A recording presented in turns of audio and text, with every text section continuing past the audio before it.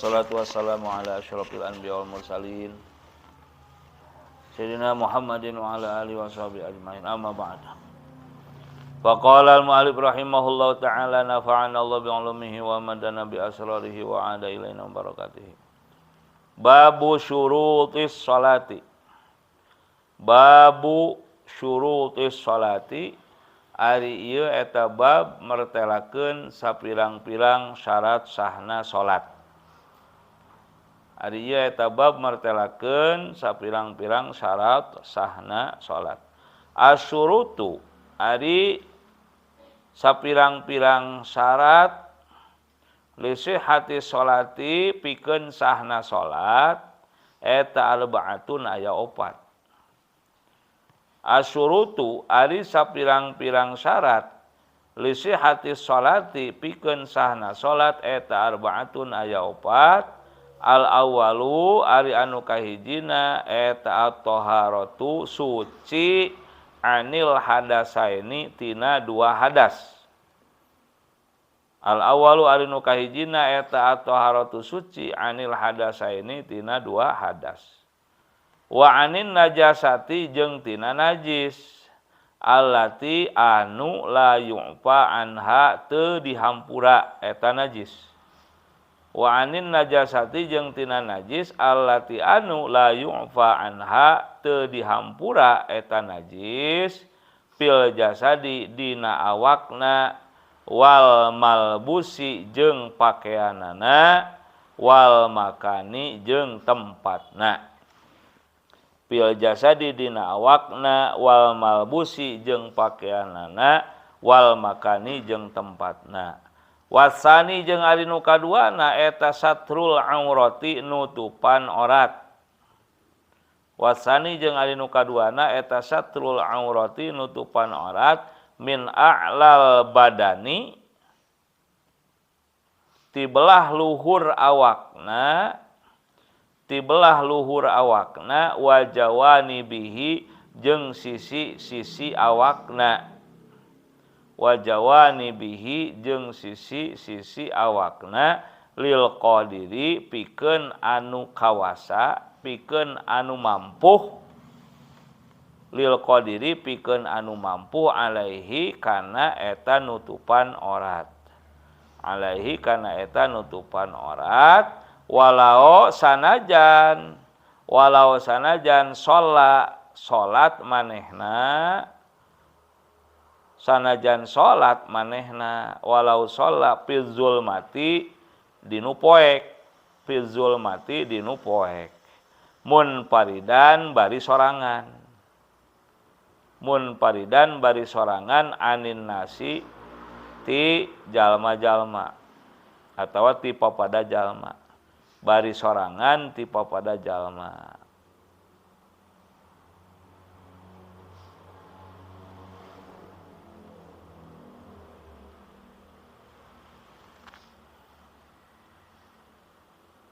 Wa auratud dzakari jeung ari auratna lalaki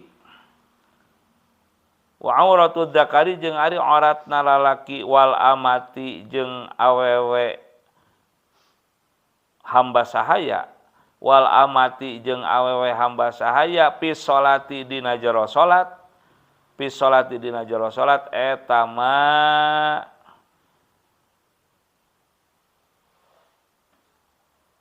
anggota badan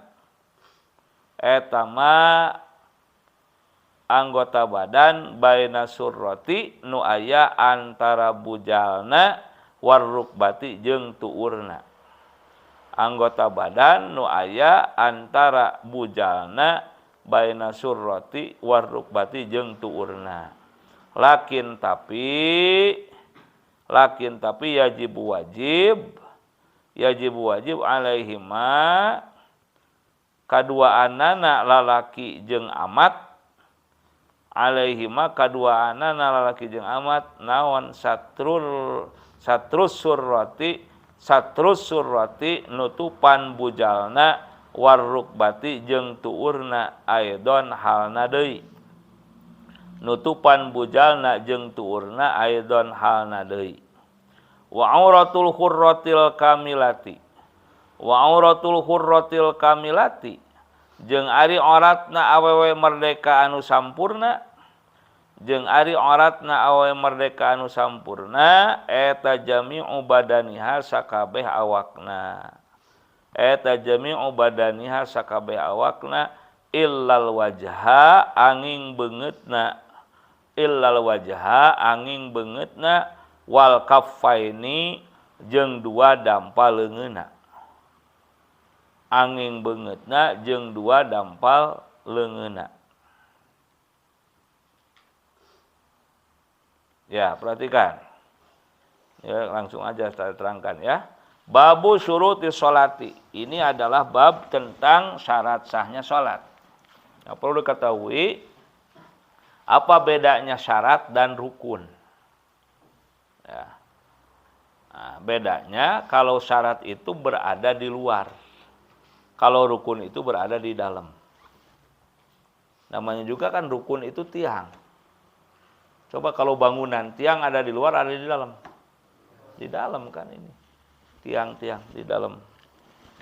Ya. Nah, kalau syarat itu ada di luar. Nah, asyurutu ya.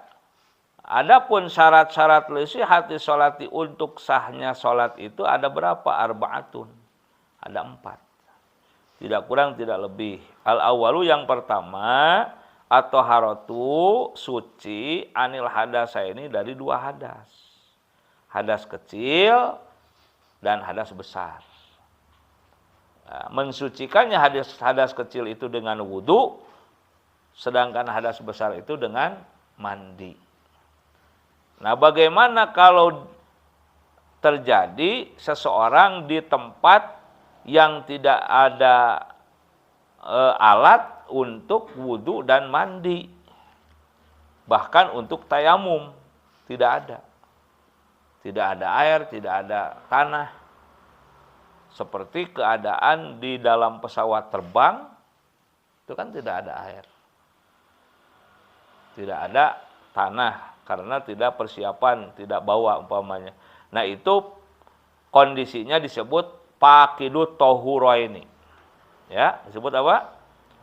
Nah, artinya pakidut tohuraini itu orang yang sedang kehilangan 2 alat bersuci. Tidak bisa wudu, tidak bisa tayamum. Kebetulan dia pun hadasnya hadas besar. Umpamanya ya, baru selesai haid gitu perempuan atau junub umpamanya. Ya. Nah, maka orang seperti itu disebut sekali lagi pakidut tohuraini. Orang yang sedang kehilangan 2 cara bersuci atau 2 alat untuk bersuci, tetap wajib sholat, disebut lihurmatil wakti. Disebut apa? Nah, jadi sholatnya untuk sekedar menghormati waktunya. Nah, namun statusnya wajib qada. Ya. Nah, wajib qada. Nah, kita tidak bicara sampai ke sana sebetulnya, ya. Tetapi normal-normalnya saja, ya, syarat sah salat 4. 1, suci dari 2 hadas. Wa anin najasati, dan suci dari najis. Najisnya allati la yu'fa anha, yang tidak diampuni. Karena ada najis yang diampuni, yang ma'fu anha itu seperti sudah diterangkan ya waktu itu ya. Apa saja? Nah, buka saja. Buka lagi catatannya itu. Tentang najis yang diampuni.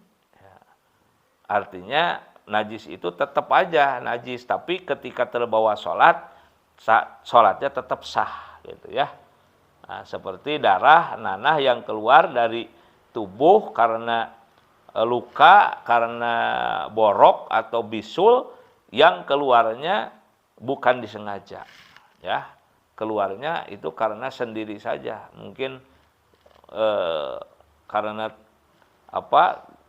tergerak, ya, ketika gerakan sholatnya itu kan otomatis tubuhnya tergerakkan juga kan.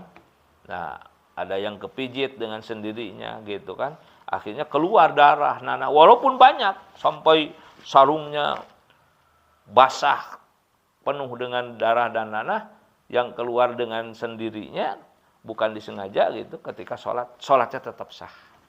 Paham? Ya. Nah, darahnya, nanahnya najis tapi diampuni, ma'fu anha.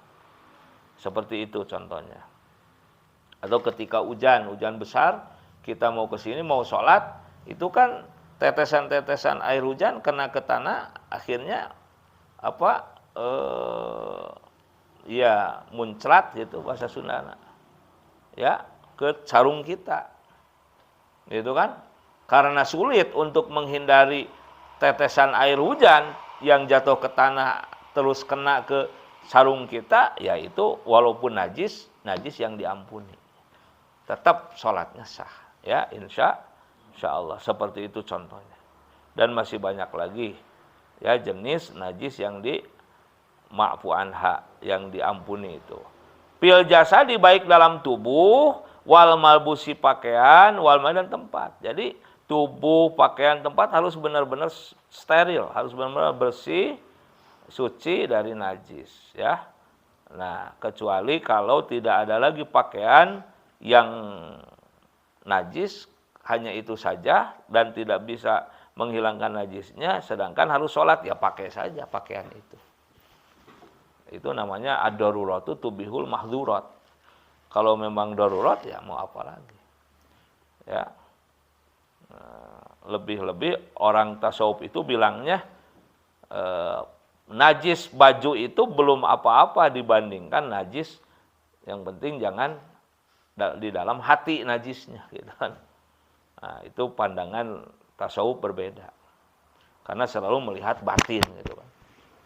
Kalau baju yang kotor, yang najis mending, tapi kalau yang kotor dan najis itu pikiran dan hati, nah itu yang susah.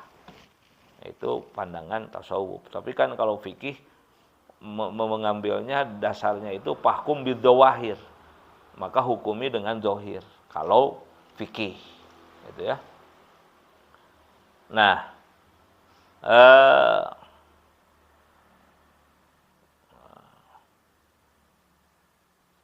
kotor belum tentu najis.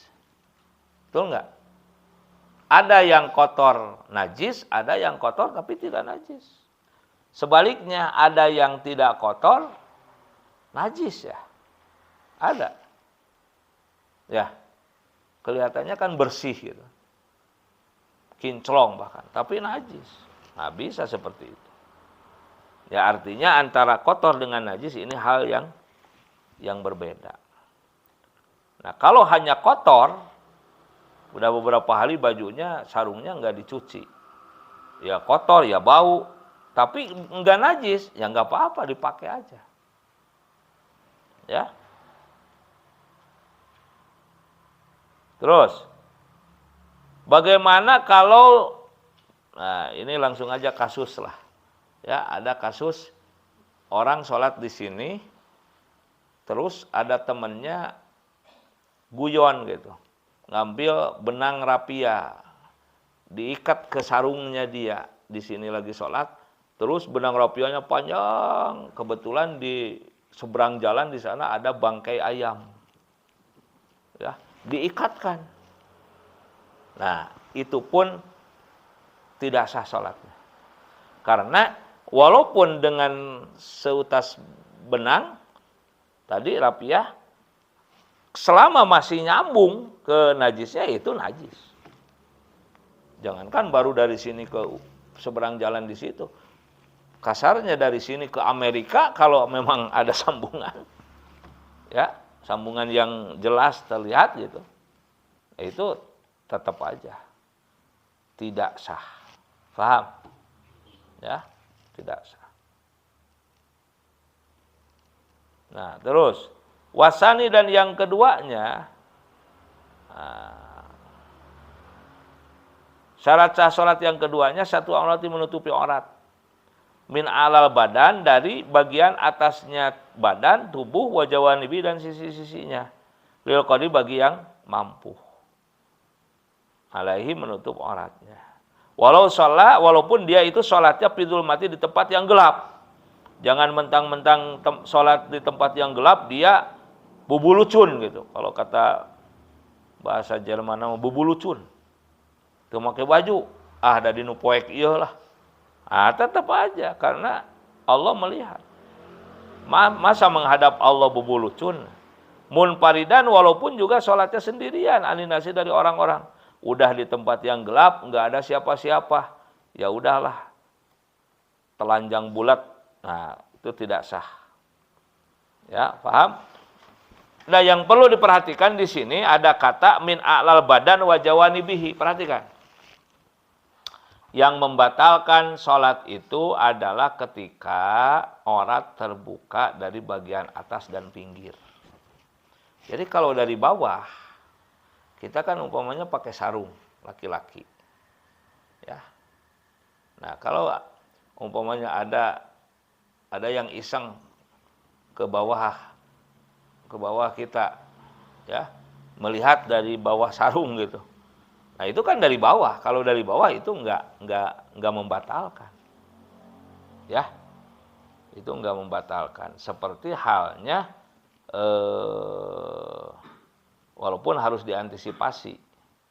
Ya.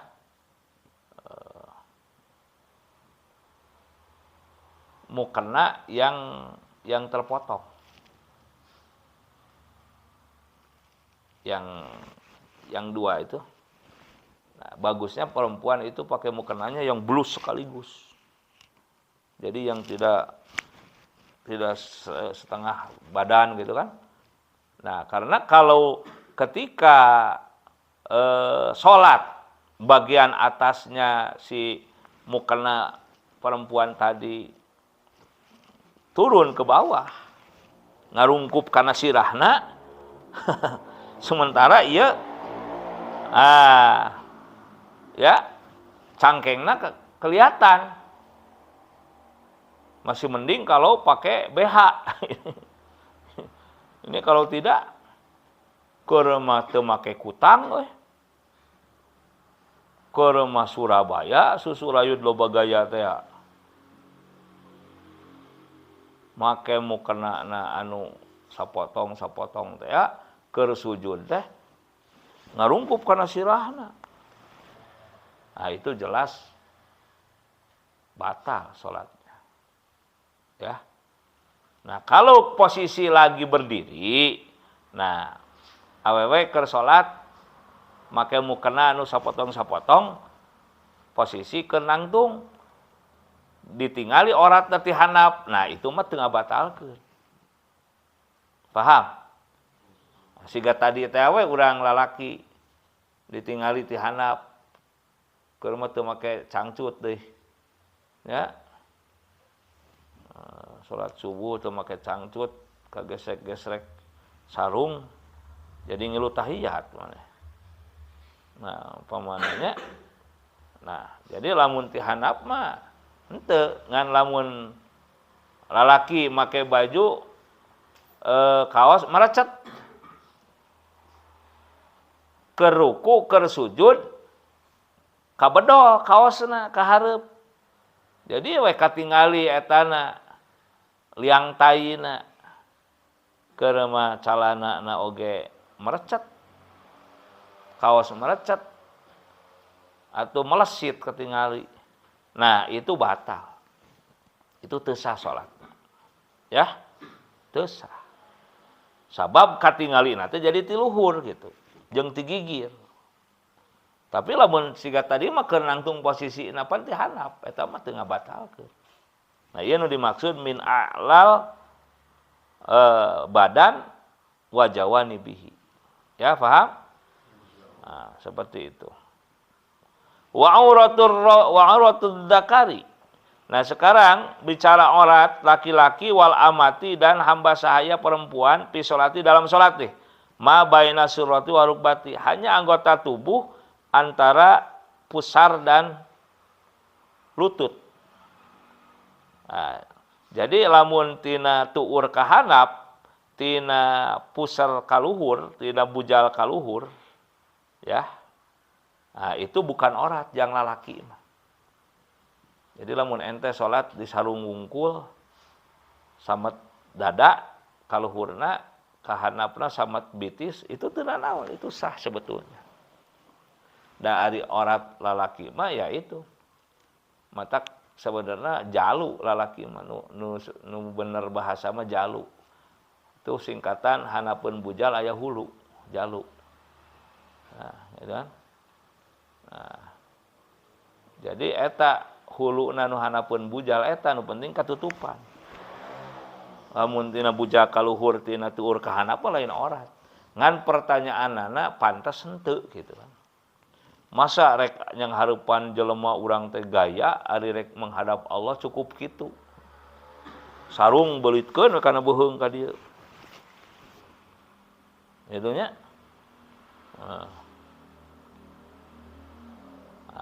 Lamun teu aya deui mah teu nanaon ngan ari aya keneh mah pakaian, pake we pakaian. Gitu kan? Paham? Nah. Jadi susu awewe hamba sahaya mah lain orat dina keur salat. Ya. Gitu. Lamun awewena amat hamba sahaya. Budak belian. Keun wae susuna gubal gabel oge. Lamun teu aya pakaian yang nutupanana. Awewe hamba sahaya. Nah, wa auratul hurrati. Nah, lakin tapi itu wajib alaihima keduanya kala laki jeung awewe hamba sahaya satu aurat satu surati waluk bati nutupan bujal jeung tuurna. Aidon lagi wa auratul hurratil kamilati dan aurat perempuan yang merdeka sempurna seperti kalian. Seperti kalian semua itu statusnya hurrah kamilah. Ya, statusnya apa? Artinya perempuan merdeka yang sempurna. Auratnya itu jami'u badaniha. Semua anggota tubuhnya illal wajah kecuali wajah wal kaffaini dan kedua telapak tangannya. Ya. Jadi kalau wajah dan kedua telapak tangannya itu bukan aurat. Di dalam sholat. Nah, kalau di luar sholat itu sebetulnya tanpa kecuali. Nah, ada yang berpendapat seperti itu. Tahu nggak riwayatnya ini? Apa? Niqab. Riwayatnya cadar. Dulu, ya, dalam sejarah itu tercatat bahwa di zaman Rasulullah Sallallahu Alaihi Wasallam itu tidak ada perintah untuk bercadar untuk muslimah perempuan Islam itu untuk pakai niqab. Bahkan ada yang mengatakan bahwa niqab itu adalah budaya Arab. Ya. Nah, budaya Arab karena memang di sana kan dibutuhkan terkait dengan situasi dan kondisi cuaca, terus juga kan di sana padang pasir. Kalau telanjang kepala, telanjang muka itu kan ketika ada angin pasir terbang itu kan susah juga kan. Seperti kemarin bahkan sampai sekarang masih diwajibkan sebagian itu memakai apa namanya? Masker. Ya itu kan untuk menghindari masuknya kotoran kan, kuman bakteri. Nah, jadi seperti itu. Ya, kondisi alam di Saudi Arabia itu memang menuntut ya laki-lakinya itu pakai amamah begini karena terik matahari bisa diminimalisir atau seperti tadi dikerudungkan begitu ya untuk meminimalisir teriknya matahari. Terus dibeginikan juga kadang-kadang laki-laki juga dibeginikan kebiasaan orang Arab itu bukan saja perempuan. Dikira perempuan pas dibeginikan aya janggotan. Nah itu kan untuk menghindari tadi menghindari tiupan angin membawa pasir ya atau debu dari padang pasir. Jadi udah biasa kalau orang Arab pakai gamis terus sorbana dikieukeun atau dikurudungkeun terus yeuna dikieukeun. Barang di toel teh ngalieu aya janggotan ya gitu. Nah itu orang Arab udah biasa. Nah tetapi ada kisah begini. Siti Aisyah ya siapa? Nah Siti Aisyah radhiyallahu anha istri Rasulullah SAW itu kan dulunya tidak bernikob juga, tidak bercadar. Nah sampai wafatnya Nabi juga tidak. Ketika wafat Abu Bakar itu tidak juga, belum pakai cadar. Karena Abu Bakar kan ayahnya. Tapi ketika wafat Umar bin Khattab radhiyallahu anhu kan dikuburkannya di dekat Nabi. Ya. Nah, ini harus tahu. Jadi ketika wafat Umar bin Khattab radhiyallahu anhu kan dimakamkannya dekat Nabi, dekat Abu Bakar. Posisinya ada di rumah Aisyah. Maka Siti Aisyah merasa di sana sudah ada goer mahram. Faham? Nah, semenjak dikuburkannya Umar bin Khattab radhiyallahu anhu di dekat Abu Bakar radhiyallahu anhu ayahnya Siti Aisyah dan di dekat Rasulullah SAW suaminya Siti Aisyah, maka semenjak itu Siti Aisyah menutup muka. Ya, memakai niqab, memakai cadar. Ya karena di rumahnya ada goer mahram, yaitu Umar bin Khattab. Ya, seperti itu kisahnya. Ya. Posisi makam Nabi kan begini. Iya makam Nabi, iya Abu Bakar dina sampeanana, iya Umar di sampean Abu Bakar. Jadi gitu tak gitu. Henteu kieu, henteu Nabi, Abu Bakar, Umar henteu kieu. Ya. Itu. Tapi Abu Bakar dina tunjangan sampean Kangjeng Nabi, Umar dina tunjangan sampean Abu Bakar, dipengkeureun posisina berarti. Kan menghadap kiblat kan itu menti dia banyak, ieu makam Nabi. Nah, dipengkeureunana Abu Bakar. Hanapeun sampeanana. Dipengkeureun Abu Bakar, Umar sampeanana. Ya, kabayang teh? Hah? Seperti itu. Mudah-mudahan ada nasib kalian semua, ya kita lah semua bisa ziarah selain ke Mekah ke Madinah ya, makamnya Rasulullah SAW dan para sahabat yang radhiyallahu anhu. Udah gitu aja. Alhamdulillah bisil Fatihah.